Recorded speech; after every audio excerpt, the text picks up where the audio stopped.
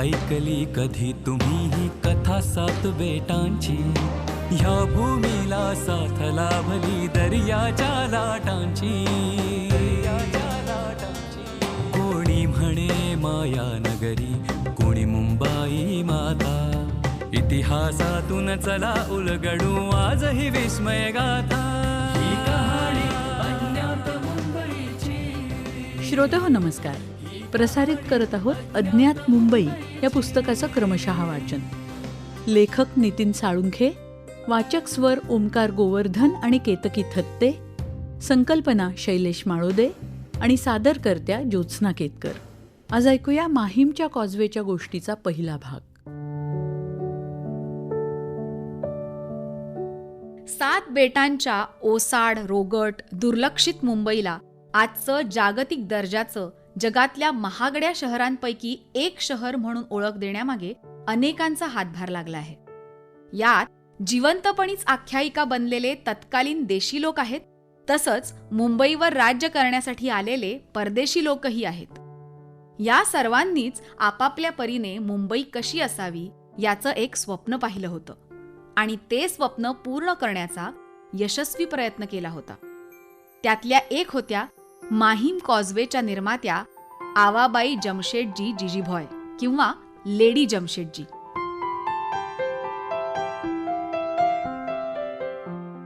Lady जमशेदजींनी स्वतःच्या पैशानं हा causeway आणि त्याला जोडूनच असलेला लेडी जमशेदजी रोड बांधला. या रस्त्यानं मुंबईच्या जडणघडणीत अत्यंत महत्त्वाची भूमिका बजावलेली आहे.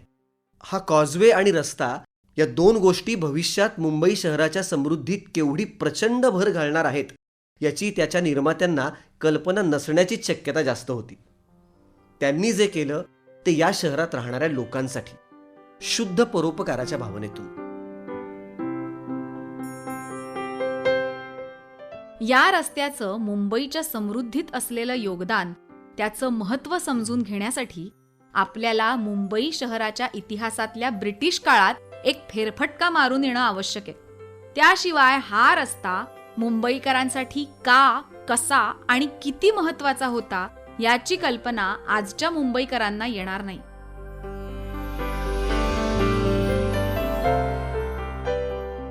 आज जरी आपण मुंबई शहर आणि तिची पूर्व पश्चिम उपनगरं मिळून तयार होणाऱ्या प्रदेशाला मुंबई महानगर प्रदेश असं म्हणत असलो तरी ब्रिटिश काळातली आणि आजच्याही मुंबई शहराची व्याप्ती दक्षिणेच्या कुलाब्याच्या दांडीपासून पूर्वेला सायन आणि पश्चिमेला माहीमपर्यंतच होती आणि आहे.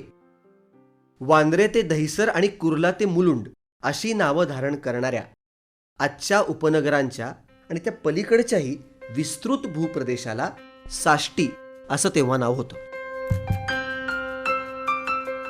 सन 1668 मध्ये मुंबईची 7 बेटं ब्रिटिश ईस्ट इंडिया कंपनीच्या ताब्यात आली. तेव्हापासूनच मुंबईची 7 बेटं समुद्राच्या बाजूने बांध घालून एकमेकांना जोडून एकसंध करण्याचे प्रयत्न सुरू होते. सन 1687 साली ईस्ट इंडिया कंपनीचं मुख्यालय सुरतेहून मुंबईत हलवण्यात आलं आणि या प्रयत्नांना गती आली. सन 1690-91 दरम्यान गव्हर्नर हॅरिसच्या काळात मुंबई आणि माझगाव ह्या 2 बेटांमधली उमरखाडी बुजवण्यात आली. ही 2 बेटं जोडली गेली आणि मुंबई एकसंध करण्याच्या कामाचा श्रीगणेशा झाला. या कामाला अधिक गती मिळाली ती 1701 ते 1704च्या दरम्यान मुंबईचा गव्हर्नर असलेल्या निकोलस वेटच्या काळात. गव्हर्नर वेटनं आपल्या कार्यकाळाच्या अखेरच्या टप्प्यात शिवडी परळ, परळ माहीम आणि माहीम वरळी ही बेटं जोडण्याचं काम हाती घेतलं आणि त्याच्या पश्चात सन 1712 मध्ये हे काम पूर्ण झालं. मुंबई बेट आणि वरळी बेट यामधली खाडी बांध घालून बंद करणं हे अत्यंत आव्हानात्मक काम होतं. त्याकरता तब्बल 8-9 वर्षांचा कालावधी लागला. त्यानंतरही सातत्यानं त्याची दुरुस्ती सुरू होती. या बांधाचं अखेरचं मजबूतीकरण सन 1784-85 मध्ये करण्यात आलं. मुंबई शहरात बेटं जोडण्याचा कार्यक्रम चालू असताना माहीम आणि सायन पलीकडच्या साष्टीवर पोर्तुगीजांचा अंमल होता. इसवी सन 1739 मध्ये चिमाजी अप्पांनी पोर्तुगीजांकडून साष्टी हस्तगत केली आणि साष्टीवर मराठ्यांचं राज्य आलं. पुढे सन 1775 मध्ये रघुनाथराव पेशव्यांशी झालेल्या एका करारान्वये साष्टीची बेटं व्यापाराकरता म्हणून ब्रिटिश ईस्ट इंडिया कंपनीच्या ताब्यात देण्यात आली. पश्चिमेचं माहीम आणि पूर्वेचं सायन यांच्यामध्ये पूर्व पश्चिम वाहणाऱ्या मिठी नदीच्या म्हणजे माहीमच्या खाडीच्या विस्तीर्ण पात्राने मुंबई शहराला साष्टीपासून तोडलेलं होतं. मिठी नदीचं पात्र आता दिसतं तसं रोडावलेलं नव्हतं, तर चांगलं विस्तीर्ण आणि खोल होतं. त्यामुळे ताब्यात आलेल्या साष्टीशी संपर्क साधण्याचा बोटी व्यतिरिक्त अन्य कोणताही मार्ग उपलब्ध नव्हता. मधली खाडी बोटीनं पार करून पलीकडे जाणं शक्य असलं तरी ते सोपं नव्हतं. पावसाळ्याच्या दिवसात तर संपर्कच तुटत असे. ताब्यात आलेल्या विस्तीर्ण साष्टीचा विकास करायचा, व्यापार उदीम वाढवायचा, तर तो प्रदेश मुंबईशी जोडून घेण्याची ईस्ट इंडिया कंपनीला निकड भासायला लागली होती. साल होतं 1796. त्यावेळी मुंबईचा गव्हर्नर होता जोनाथन डंकन.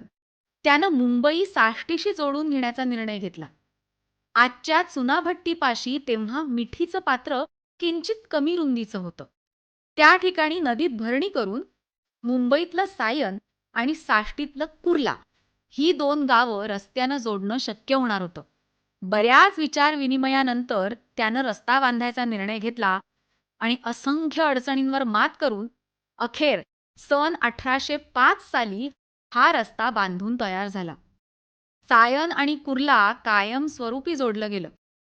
मुंबईला साष्टीशी जोडणारा हा पहिला रस्ता. या रस्त्याला डंकन सायन कॉजवे असं नाव देण्यात आलं.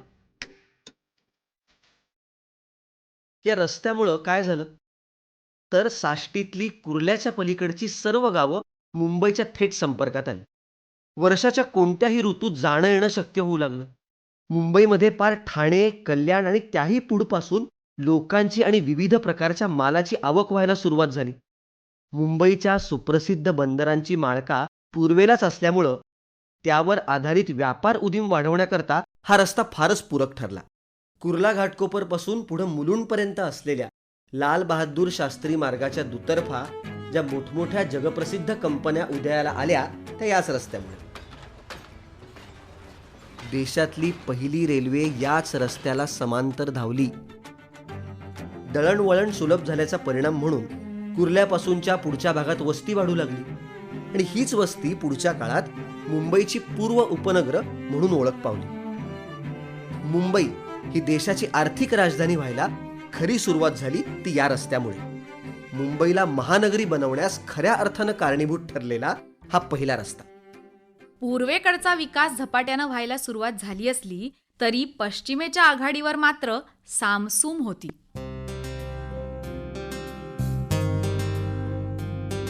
आज आपण ऐकत होतो माहीमच्या कॉजवेच्या गोष्टीचा पहिला भाग. उद्या ऐकणार आहोत याच गोष्टीचा दुसरा भाग अज्ञात मुंबई या पुस्तकाच्या क्रमशः वाचनामध्ये. अज्ञात मुंबई, लेखक नितीन साळुंखे, वाचक ओमकार गोवर्धन आणि केतकी थत्ते. शीर्षक गीत समीर सामंत. शीर्षक गीताचं संगीत सुखदा दापके. गायक मंदार पिलवलकर. ध्वनी प्रभाव परीक्षित भातखंडे. निर्मिती सहाय्य रोहिणी पाटील आणि क्षितिजा सहकारी.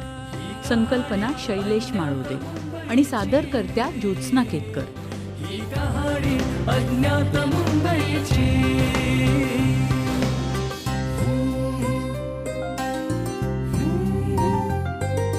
बेटगाव अन नगर शहर ते महानगर बनताना कधी कुणी यन कधी कुणी कसे कष्टले ही मुंबई घडताना.